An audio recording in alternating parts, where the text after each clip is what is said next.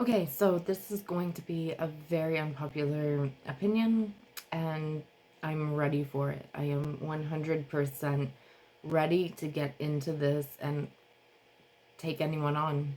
So, I am navigating the challenge of living with pulmonary arterial hypertension and congestive heart failure in its end stages because it wasn't treated, blah, blah, blah, blah. Today, I'm here to share a message with all of you that I believe firmly in. And I said I was going to take a few days off because my body was telling me that I needed to.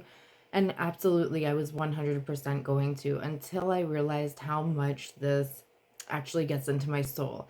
And yes, that's a little bit of a me issue, and I'm working on it. However, it's very much a you problem, and we can get to the bottom of this real quick. If you have not walked a mile in somebody else's shoes that has a disability, a mental health problem, a chronic illness, or a terminal illness, or an irreversible condition, you don't have a right to voice your opinion about MAID. Simple. Okay? Especially on public forums. Why? We'll get into it. Spaces, Twitter, LinkedIn, Facebook, your daily news digest are frequented by people whose lives are impacted by the decisions made around MAID and for MAID or against MAID.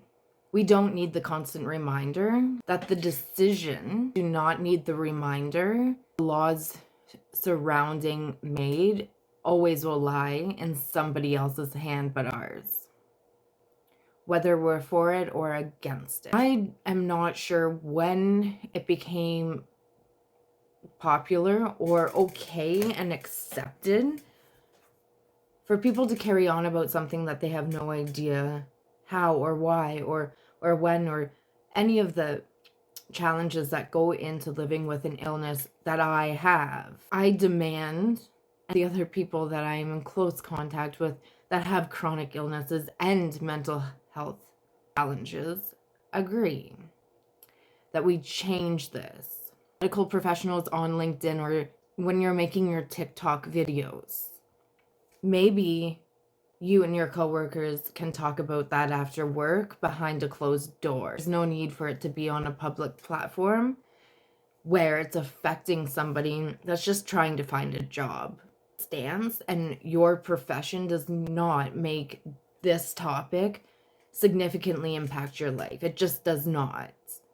Is your life on the line? Because I'm pretty sure it's not. Especially when somebody's just trying to get a job, which is hard enough, and they have enough barriers and challenges without the constant reminder of the conversation. If you've never had a conversation with somebody facing death who is close to you and currently dying, your audience should be limited to your family and probably your dog.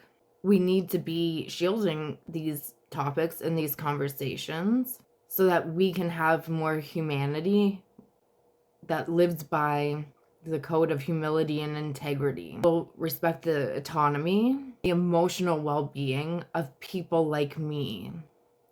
Because once again, yes, it's half of a me issue, but the other half can be very much fixed by just taking it to a less public forum.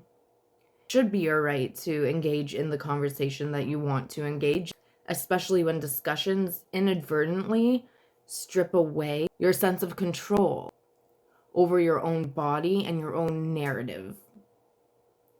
The people that argue that there's just not enough social assistance, you are willing to let people suffer while those circumstances change. And right now, there's no hope in hell of that changing anytime soon. So what are you going to do with people while we wait? You just say that those conditions that we make possible are enough for each and every individual. It's entirely individual what we all want for our lives and what quality of life we need to have to want to live. You do not get to decide that. By dominating conversations with opinions that don't honestly affect your life, you once again are eroding my autonomy. My plea is pretty much straightforward, and I'm begging you, stop with the unsolicited advice and advocacy. We do not need you. Find a different cause, or better yet, learn how to support effectively and efficiently. The words of David Hinsberger: be my microphone, not my voice. This really emphasizes the importance of amplifying the voice, the disabled, and terminally ill.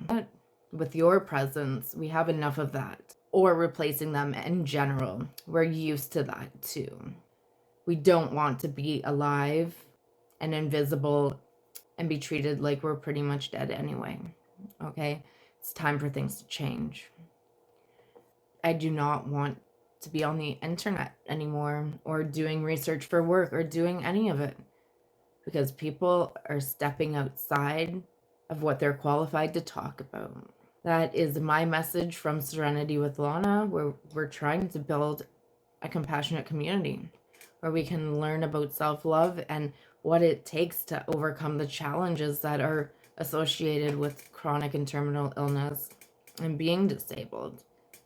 But we're also here to educate and get our voices through. Once again, I am not the collective. I only know what I know of myself and from people that I engage with that have chronic and terminal illnesses.